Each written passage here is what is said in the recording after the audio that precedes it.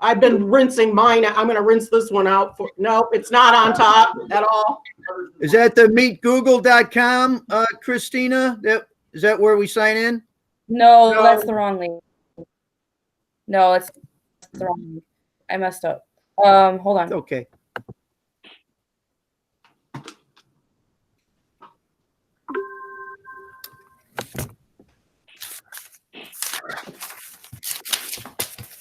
It's gonna say forms. Hold on. You see it yet? No, not yet. Hold on. Here you go. I got these in over the weekend. I ordered them. They're antiseptic wipes for the computer.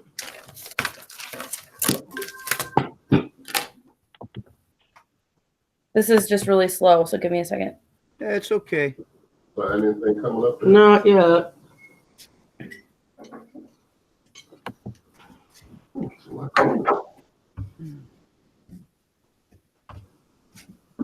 All right.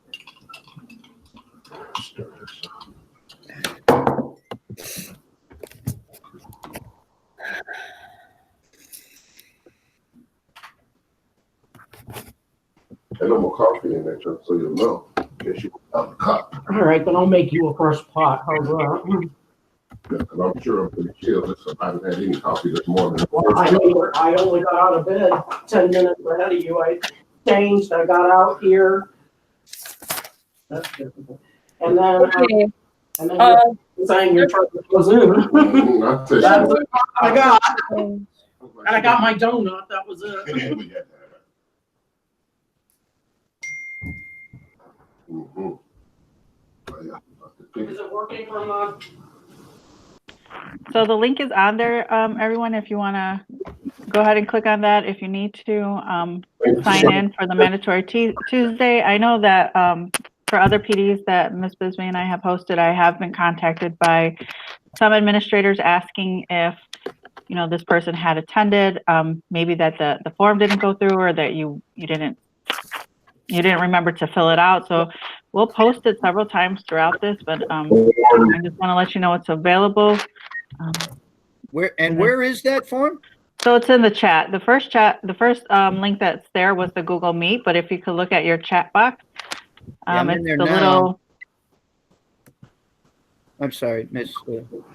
It's okay. Scroll all the way to the bottom to the last link that's posted. It starts. Okay, there it is. Thank Yeah. you so much. No problem. Yep.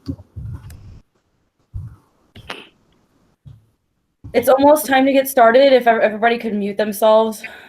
Okay, here we go. I'm finna sign in.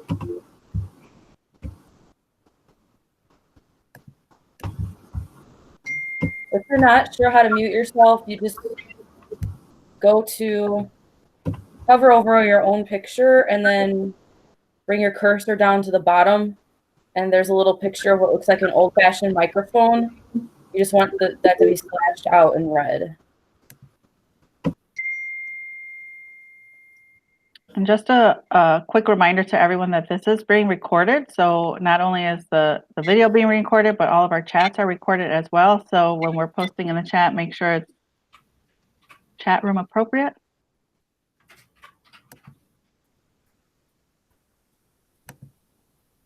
Okay, so people are joining the meeting like right now and may have missed the link that was posted, and that's okay.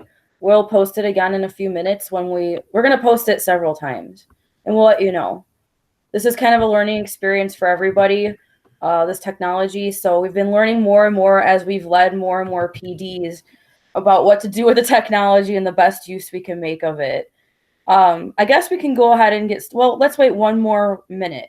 Alicia posted the link again for the forms. Thank you, Alicia. We'll wait another minute.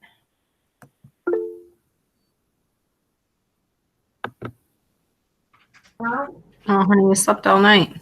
Which PD session is this? Can you tell me that? Or This one's called Trauma Invested Virtual Classrooms. It's about how to have your online classrooms trauma invested, and you'll learn about a little bit about what that means. Thank you so much. Trauma is trauma invested is such a buzzword right now in education.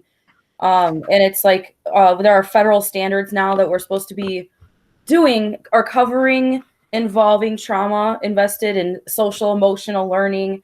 And so Christine and I have gone to several trainings on the subject, and we thought, hey, we're giving this information to our own staff at Scott Middle School, so why not share it with the district too? So I guess we'll go ahead and get started. Christine Hernandez and I are leading this meeting. I'm Tina Bisbee. I'm the instructional coach over at Scott. I've been doing that for about 6 years. And before that, I taught language arts for 9 years at Scott in 7th grade.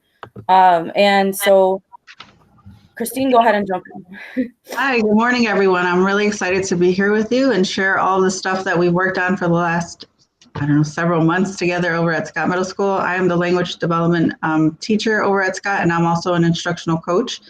And I support Ms. Bisbee, who is our master coach over there.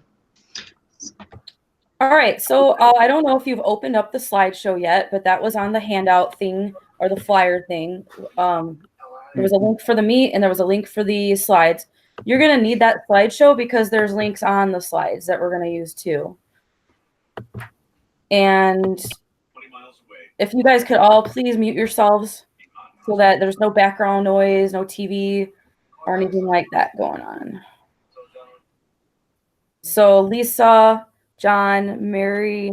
Yeah, I'm trying to mute it, but it says I can't do this remotely from my computer. I don't know why. It doesn't make any sense. But I'm trying to keep everything quiet here. But okay, that's fine. I'm so sorry. I don't know why it's doing. It's all right. We're all just trying to do our best. You know how it goes. Yeah. So I think one of the problems might be is that you're clicking on the microphone on your picture. So don't hover above your picture. Go to the bottom. There should be a white bar that pops up. And then it gives you the three options of the microphone, the to hang up or leave my meeting, or to turn your camera on and off. Have you tried going down to the bottom? Because you're right. If I hover over my picture, I cannot mute myself that way, but I can mute myself down at the bottom. Do you see that? No, and I don't. Oh, there it is. Finally got it. Yes, ma'am. Thank you. You're welcome.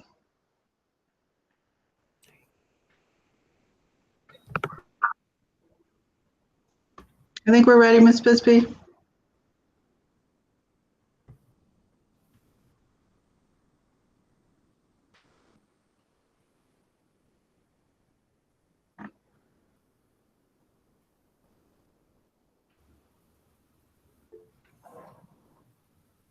Hi, everyone. I just got kicked out of my own meeting, so sorry about that. Yeah. So that happens. That's going to happen over and over again with either me or one of you, and it just happens. I don't know why. So, all right. I guess we can go ahead and get started. On slide 1 is basically what this is, trauma-invested virtual classrooms. Oh, maybe I should present. Let me present.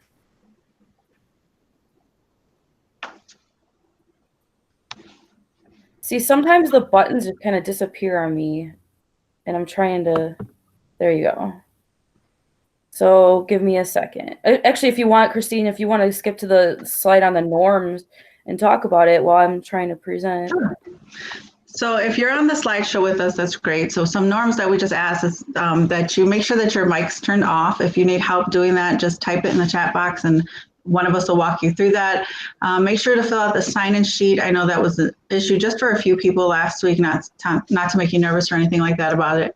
If you want to open the slideshow and follow along so you know exactly what we're talking about. If you have questions or comments, you could write them in the chat box or you could email us after this. If you're kicked out, just jump back in at any time. Don't feel like, once you're out, you can't come back in. Obviously, please be patient with us, your presenters, and the technology. Like Ms. Bisbee just got kicked out. We're learning, and it's definitely a learning process. And then just be respectful of others in the meeting.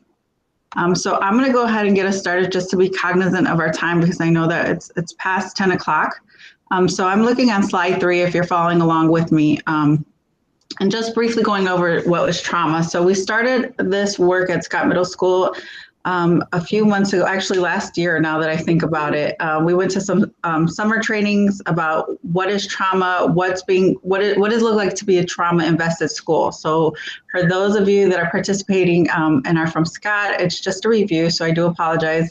Everybody else, if you have questions about some of the things that we're going to talk about or want to go more in depth about it, again, put it in your chat box. We're happy to discuss this with you. So trauma is just an experience in which powerful events overwhelm a person's capacity to cope, right? So our students can feel trauma now, but they can also feel trauma during the school year. It can be an intense surprise or sickening anticipation. If we think about the things that our kids face on a daily basis, we know that trauma can come in all forms. It can be this very deep, hard time, such as a divorce. Maybe there's other living issues that they're having, or it could just be something like, I got this really bad Facebook post, or I seen a Snapchat, or my boyfriend or girlfriend broke up with me.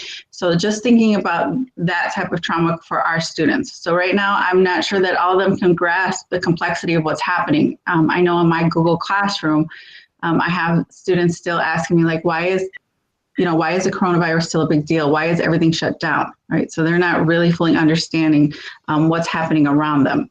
So what happened, and I'm moving on to slide 4, is that a group started kind of some research back in 1995, and they started discussing adverse childhood experiences. So where was a lot of the trauma coming from?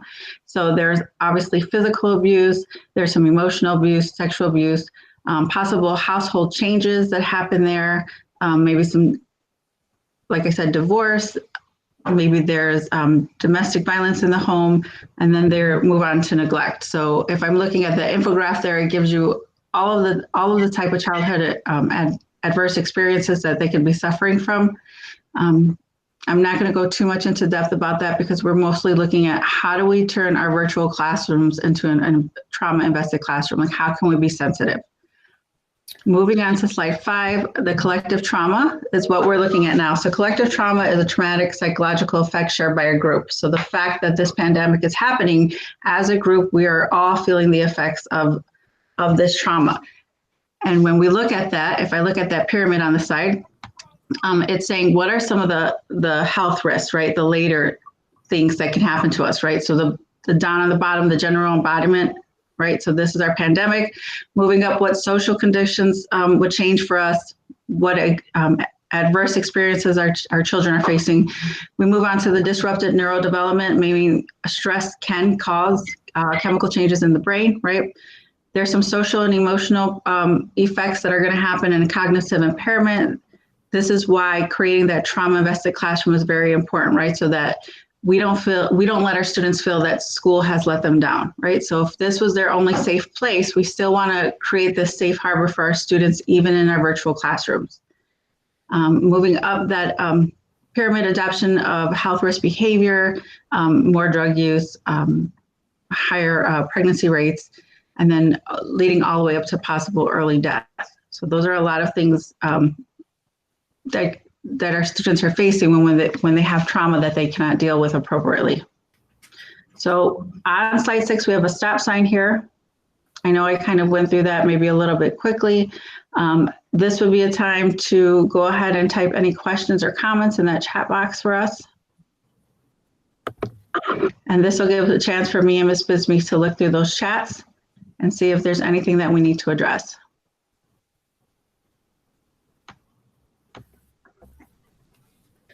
All right, let's see. Posting the sign-in sheet. We've got that. We could do it again.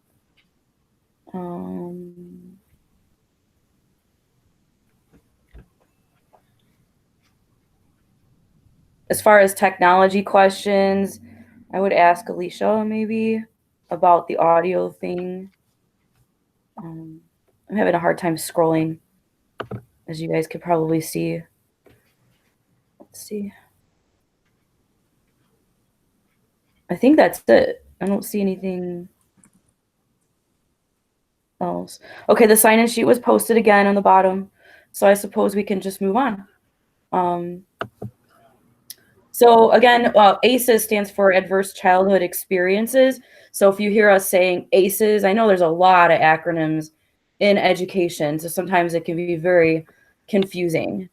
But by the end of this PD, I didn't post an objective, but my objective for you by the end of this PD is that you'll be able to share ideas with each other through a Padlet, some strategies that you have for trauma-invested practices in your classroom. And hopefully you'll be able to learn or obtain some strategies from each other on that.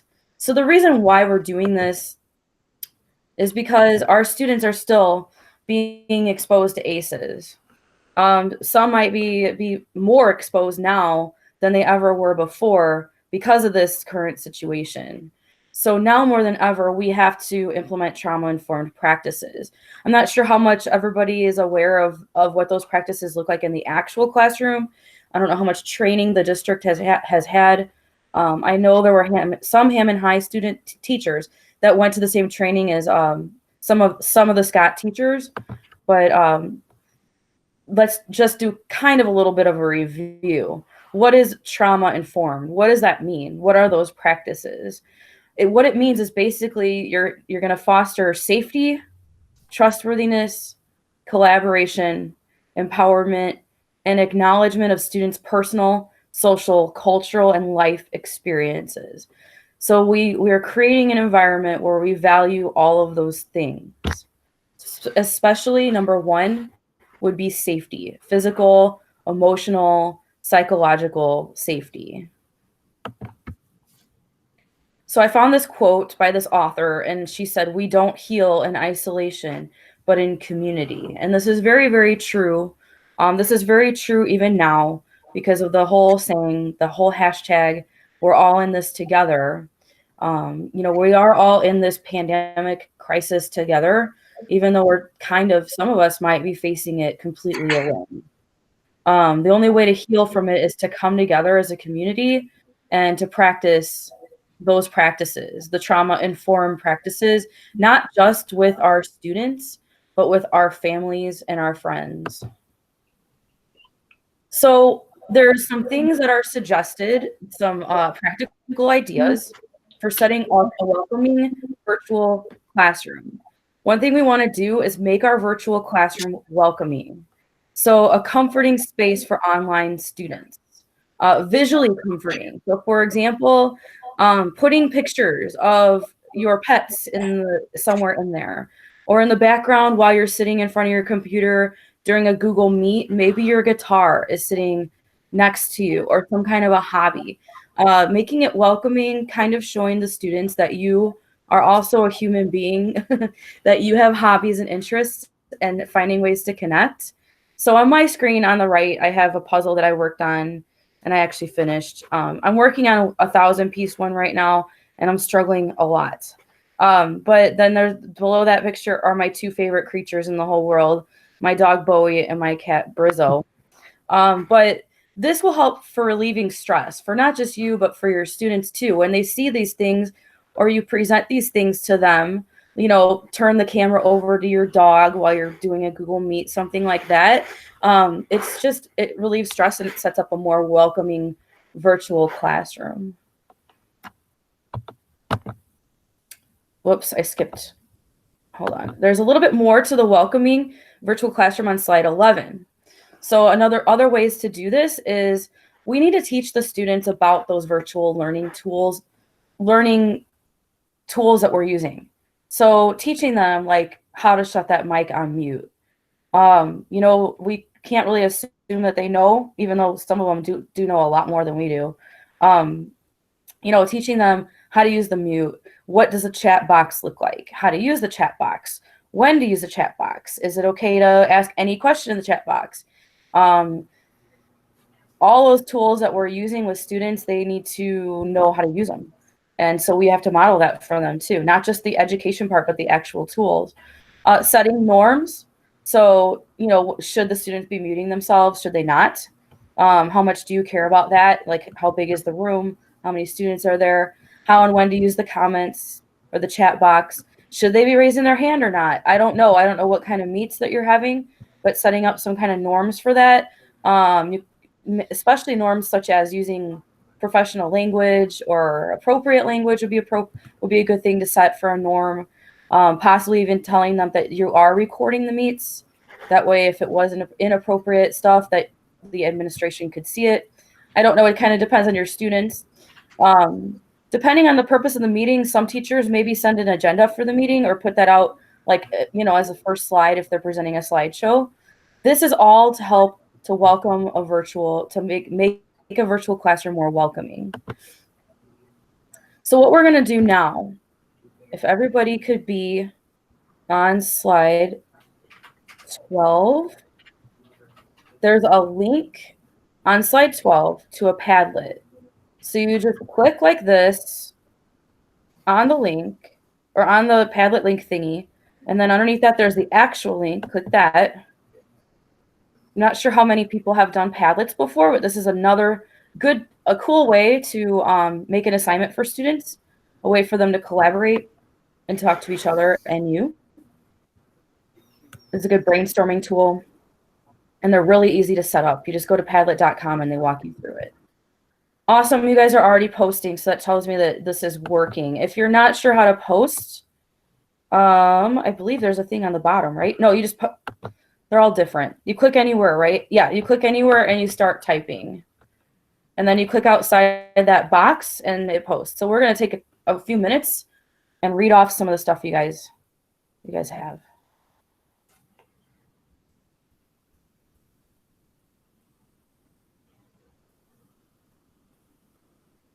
Oh, I love that you guys are involving your own children. That's really neat. The kids love to see that.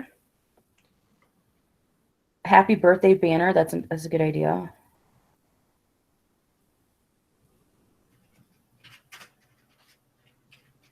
Motivational TikToks. I've seen a lot of those.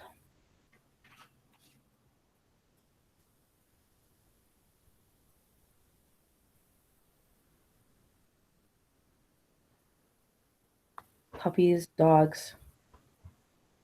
Show and tell.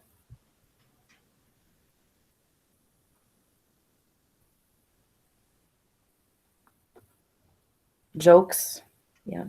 I see the World Heart banner, the World Heart Challenge. That's great. I was wondering if we could do more for our students as far as birthdays. And when somebody posted a birthday banner, that's pretty cool. Oh, I love how you're asking them how their school day is going before they get started with their work.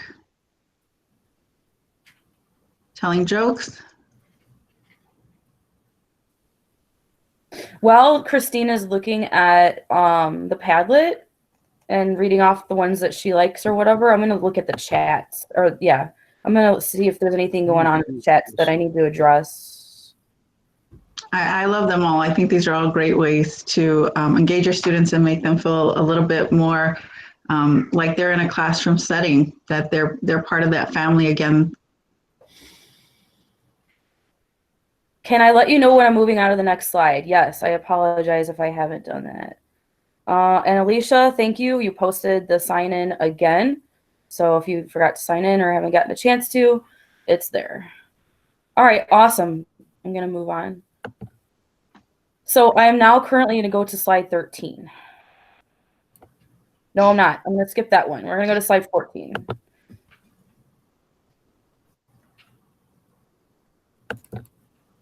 Okay, so last week, if you were with us last week or the week before, we are like our topic or our theme for the whole cycle of professional development is social emotional learning. So last time we got together, we talked about self-care, teacher self-care, and some of the things that we can do.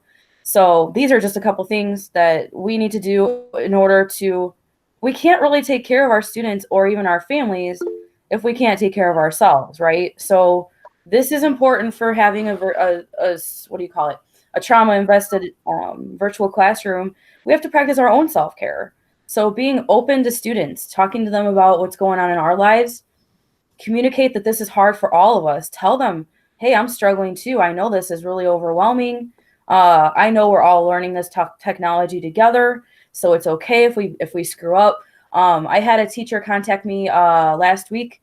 She called me and said, I can't figure this out with the Google Classroom. She's brand new. She's like, I can't figure this out with the Google Classroom. How come all the students are typing on the same Google Doc? And I'm like, oh, you have to go to make a copy for each student. And she's like, I know that. So then I'm like, okay, share your screen with me. Let's walk through this. It took me a half hour to figure out how to change what she posted or how it happened, because Google Classroom changes their domain or whatever, their platform, the way it looks, all of that stuff constantly. They're always changing. So it's like, oh, I thought I knew what I was talking about trying to coach a teacher, and we're both trying to figure out this technology together. We figured it out, but imagine how the students and the parents of the students might feel like, oh my gosh, what's wrong with these teachers? We have to communicate to them that, hey, you know, we're all learning this together. And thank God our district is a little bit farther along in the game than some of the other districts who never had e-learning before.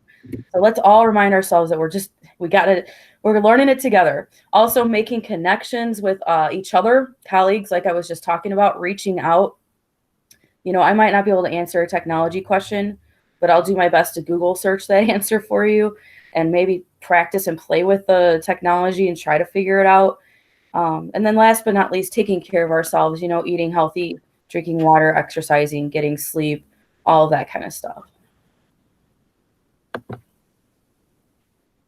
Another thing, probably the most important thing we can do for students at this point in time is develop relationships, and not just develop relationships, but also help them develop relationships with each other, with their friends, with their family, with the community.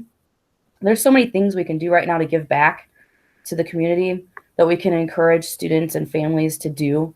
I mean, it's all over the news and it's all over social media, some of the ways that we can help out.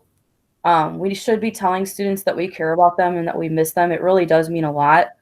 I don't know if anybody else watched that concert. I forget what it was called, where all the musicians got together on, like, was it Friday night or Saturday night? And it was like on every major network, and they featured some of the people in the community who are making a difference. And I like broke down and cried when I saw the teachers because they're working so hard. We can't be together in person, but we can still build relationships online and try to focus on the student's strength. They might not be turning in everything, or they might have just popped into one hangout and not turned in anything at all and just did one hangout with you. Trying to build on their strengths will get them to buy in to do more work. And I pause because in case Christine wants to say anything. But. All right, slide 16. Sorry if I haven't been communicating that. Slide 16, I'm going to ask again that we have a different Padlet link. And what you'll do is click on that link and answer, what are you doing to build relationships with students online? It's similar to what you already answered, but you might think of something different that's specific to building relationships.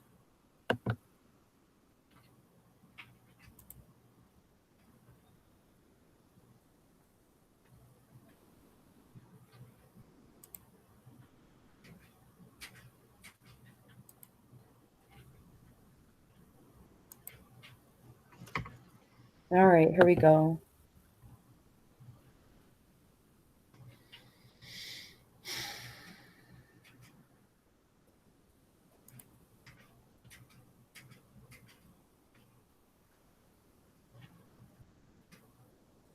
If you run out of space when you're typing up on the top, then you can always, I think you can click below that and type even more. Oh, okay.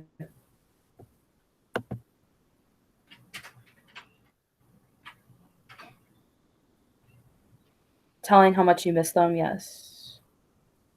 Asking about their whole family, not just them.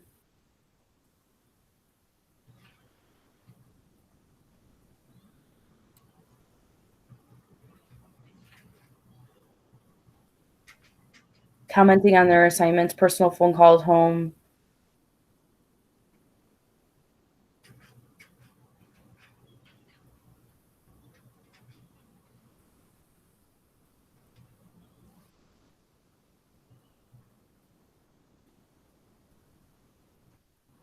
I think there's a lot of great answers on the Padlet. I love how we're being more open as teachers. I know a lot of times we're very private about our lives, and it's hard for us to kind of want to open up and share with our students something very private about us. But when we're asking them questions like, how's it going?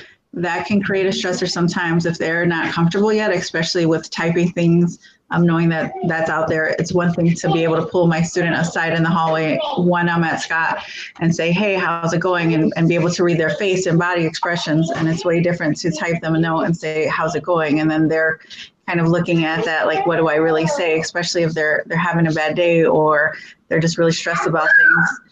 I know that part of having those traumatic events or stress in our lives, so we either go into that fight, flight, or freeze, right? And so for a lot of our students, they're just freezing up. They might not know what to do with all of this work. They might not know how to do the work, even if it's not new learning. If they didn't master that in your classroom before we left in March, this is still something that they might be struggling with. Maybe they only have one device, or they have a phone that they have to share with the rest of their family. I've run into that issue where, it's their time for a Google Meet. And they said, well, I couldn't because my brother had it and he was doing his Google Meet. And so that creates another stressor. So maybe just, making comments like, I'm so glad you're here today. I'm glad, you're able to meet with me today. And then asking those questions. So I think that's a great idea of just sharing with them that maybe we can get a little stressed out. Our technology doesn't always work. We've missed meetings too. And knowing that it's okay just to work with what they have and meeting them where they're at. I want to talk about this one. Somebody said that they talk to the students about shows and TV, and then the teacher watches it and what was recommended, and they could talk about it the following week. Now you're making them, like, you're giving them a reason to want to come back to you because you watched that show.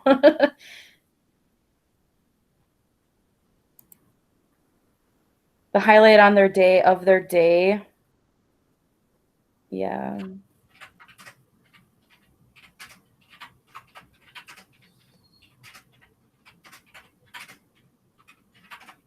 Okay, awesome. I'm gonna pause. I'm gonna take a second and look at the chats too, and see if there's anything that needs to be addressed in the chats. Mine's taking a minute to load, so I don't know if Christine, I don't know if you can see it.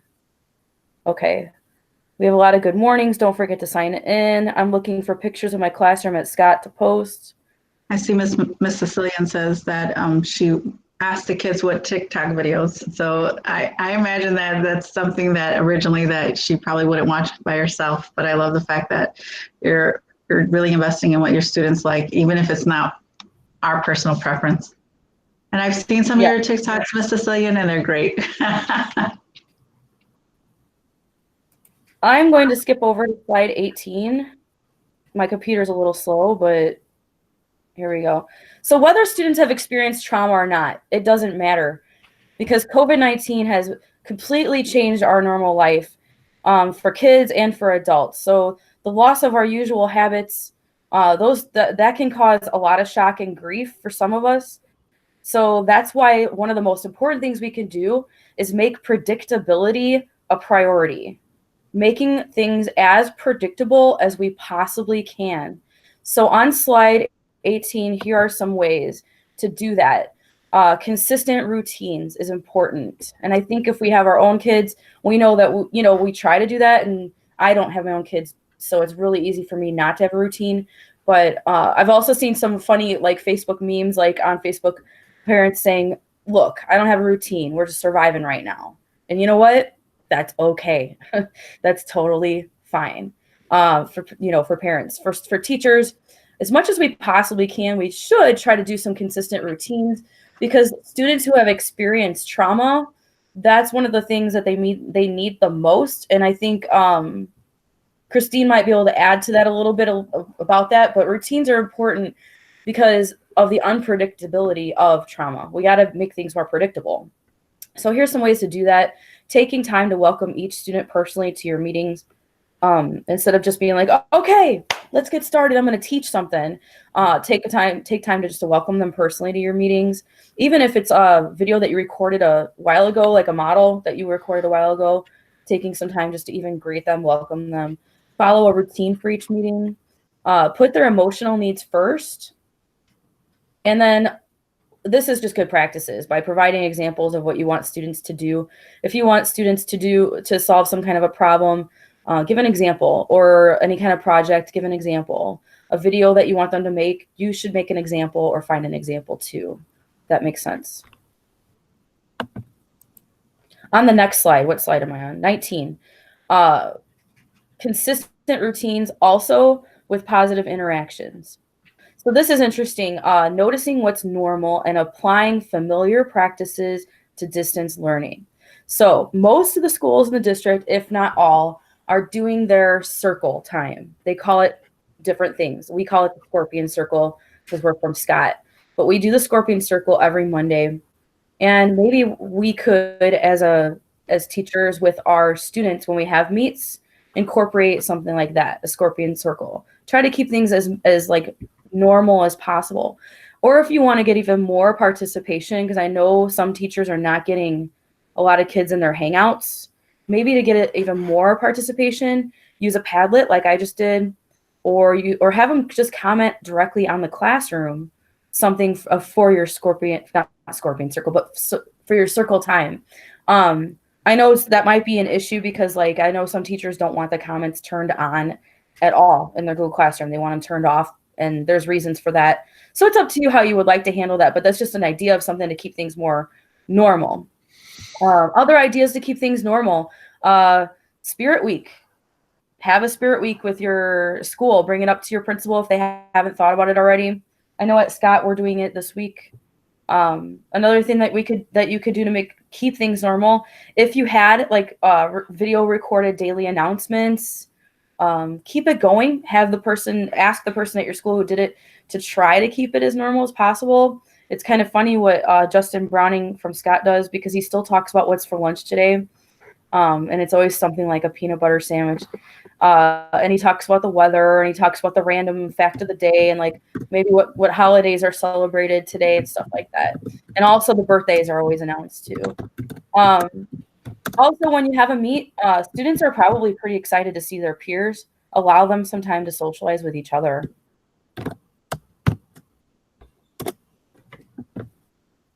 I've just done a lot of talking. I'm on slide 20. So another key factor about having a trauma-invested virtual classroom is to be flexible. So we should have routines, but we should also be flexible. So there's kind of a balance with that. Because trauma involves a loss of control, and we all have experienced a loss of control lately, inflexible teaching methods can trigger students into survival mode. So Christine was talking about the fight, flight, or freeze. If we're not flexible, then they'll go into survival mode. The environment is obviously different. They don't have it like what she was talking about. They don't have the same amount of internet. We don't know what kind of internet. Caring for siblings is a thing. I've been in meets with teachers and I've seen the students taking care of the babies. So I can only imagine how hard that could be. So we have to determine what's really important to us. Slide 21. So on slide 21, what really is our desired outcome when we're looking at our trauma-invested virtual classrooms, asking ourselves that if we place the word consequences with experiences. So I have heard concerns about, and I know we talked about this before if you've joined our other PDs, what do we do if students aren't turning in the work? What is their grade going to be? What should I put down, right? Am I in Power School? Should I be taking attendance? Like, what does that look like? So if we really just replace the word consequences with experiences, when a child's presenting an emotional challenge, let us ask what experiences would help this child to begin to learn in a new way. So are they really concerned right now at this second about their grade, especially if it's students that have had a lot of failure, right? They've experienced a lot of failure in class. These are the kids, like when you return their paper, they just throw it away if it's F, or they feel like, oh, so what? I always fail. So if they're still having those experiences at home, right? How are we supporting them to kind of deal with this or work their way through this time? And then we have students that do everything, right? They're still logging on, they're still turning in all of their work. So how do we heighten that experience for them as well, right? I know that we can give them praise, we can give them great feedback, but we also want to let them know that their effort is valued, and we hope that they're learning through this experience, right? Maybe they're learning to be more independent, maybe they're learning to rely more on parental support. So I feel like that's one area that we've had a lot of growth in, especially at the middle school and the high school level. So in, elementary, it's really easy for a parent to cut shapes or to help with homework. And then somewhere along the way, when middle school, either parents start going back to work or they just don't know how to help, right? So I'm looking at math and I don't know how to do this. And so our parents kind of ease off a little bit. But now through this experience, right, a lot of e-learning has happened. I've had a lot more parent involvement. They're asking me, how do I do this? How can I help my student? How are they involved? And in fact, that's a thing that's Scott's looking at now, is putting together like parent tutorials, right? So I know that during our meetings after school, I've had trauma invested classrooms and communities, professional development for parents. So I'm working on that now to get that out to Scott parents and how that looks to help them through this time. So just keep asking yourself, what is my desired outcome? What do I really want my students to take away from this?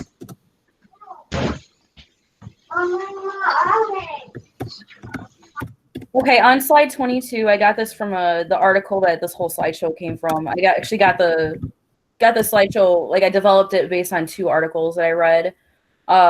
This leader in trauma-informed PD, his name is Alex Vinette, or maybe it's Vinay, I don't know. He says trauma takes power from people. So trauma-informed educators need to think critically about not reproducing that dynamic. Do students really need to wear certain clothes or sit in a certain area of their house? Does it matter if they eat during a meet? These are some things that one of the authors of the article that I read said, that some teachers are actually complaining about like where their students are sitting during a meet, or if they're eating, or what they're wearing. I don't think Hammond teachers would be like that. For some reason, I was like, I think Hammond teachers are just happy that students showed up for the meet. But I wanted to put that there anyway, because we really should be thinking about, is it really that important that they're eating? Like, what's the big deal, right? Maybe we should ask them what they're eating and engage them in a conversation about it or something. So that leads to the next slide, which is slide 23, giving students voice and choice. This is important in the classroom and important out of the classroom too. With the current situation, we all might feel hopeless and a loss of control.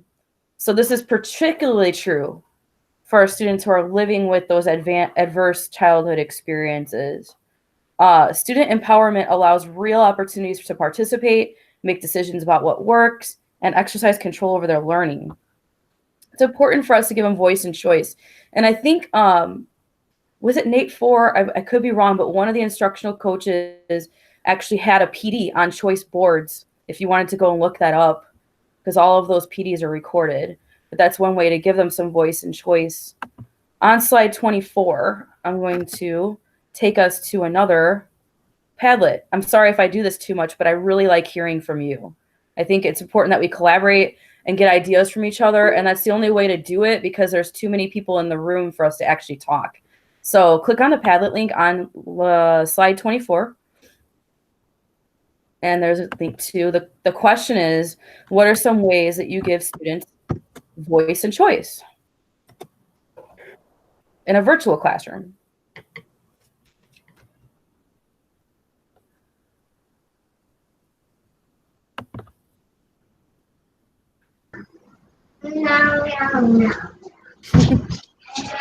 Ms. Bisbee, while people are logging onto that Padlet, I'm just going through the chat, and Jamie Nelson just needed some support about assigning each student the Google Doc or the Individual copy. assignment, right, the individual copies. Thank you. So either we could stay on after this PD and everybody's logged off and we could walk them through that, or email him or her and go over that together. Yeah, that sounds good. I would prefer to do a Google Meet with just that teacher, so that teacher can show the screen to me. That's probably Sure. the best way, because I seriously had to Google search it all over again because they changed the way you do it. Maybe we could send the Google Meet through the email and set up a time after this. Yes. Flexible assignments, choosing which prompt to write about for composition, choice for how to assess, presentation, essay, or whatever.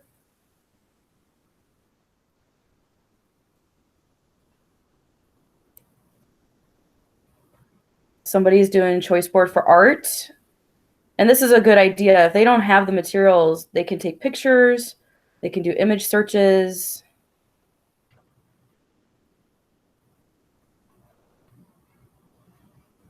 During a Google Meet, they volunteer their own ideas.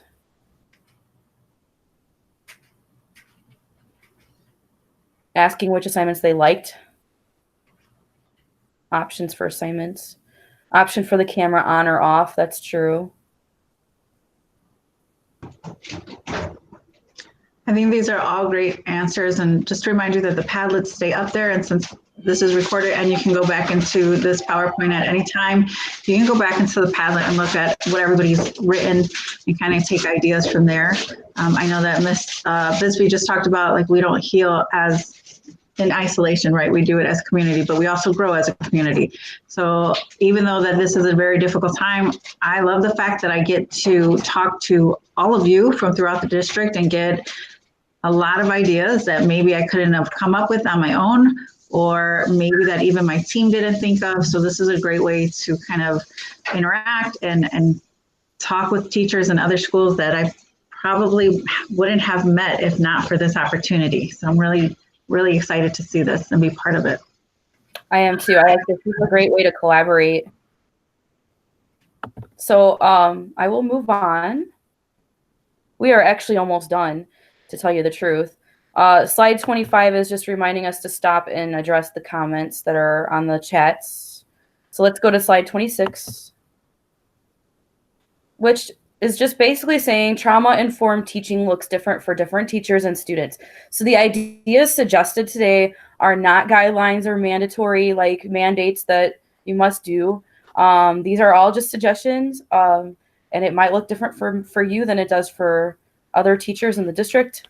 It's about, basically it's about, like it said up on the top, trauma-informed is about being safe. That's the most important thing. And collaboration, self-worth, those kinds of things. So the sources that this PD were written from are two articles. If you wanted to read them, they are on slide 28. And then, so that just tells you I did not write this. I wish I was that smart, but I'm not. I'm just smart enough to read and interpret and help you process. So thank you so much for attending this PD. We do have 16 minutes left. We will hang out for the remainder of the PD. If you have questions or have comments or anything you want to add or ask, please feel free to do that. And also, if you want to leave this PD, that is totally fine. We're not offended if you hang up. And I'm going to stop presenting if I can figure out how. If you have any questions before you go, type them in the chat box. We're more than happy to take a few minutes to respond to those. If not, have a great day. Thank you so much for your participation. I look forward to seeing you and working with you all again, hopefully.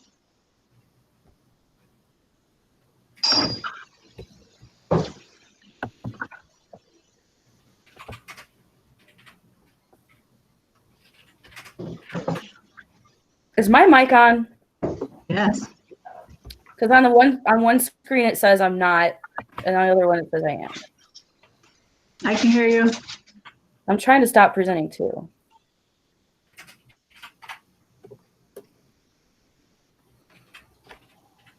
We should have seen how many people had Plaid on today.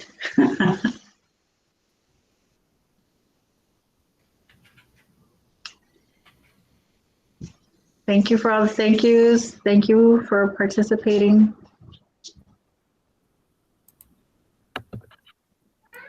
So I have a question for you. For those who might be interested in learning more about the science behind the adverse childhood experiences, I can share a link to a 16-minute YouTube video. It's a TEDx talk, and it's really good. It talks about like all the science that you guys went over about how it affects the child's brain and kind of the research that was done. Would that be okay to do? Yeah, I think that would be great. If you add it to the chat box, then we could add it to the slides for everybody to go back and be able to look at that. Thank you so much. That's a great idea.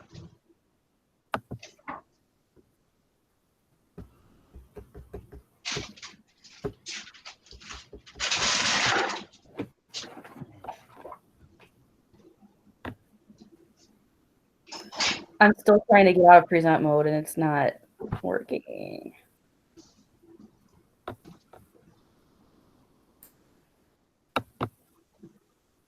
Oh, there we go.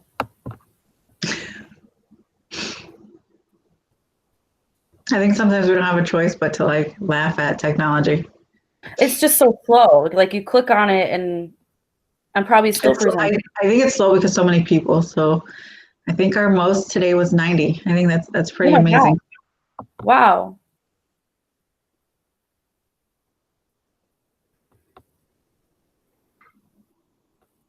You stay safe too. Thank you so much. So which teacher do we need to meet with?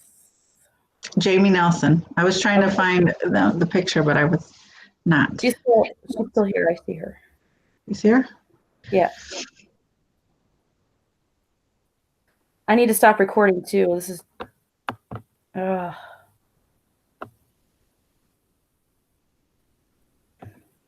It's like my screen is.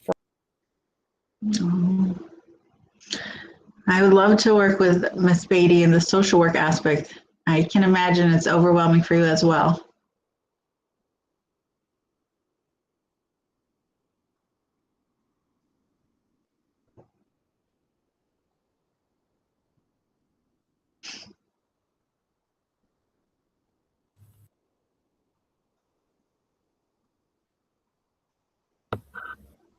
Well, that's one way to stop presenting. Just leave the call.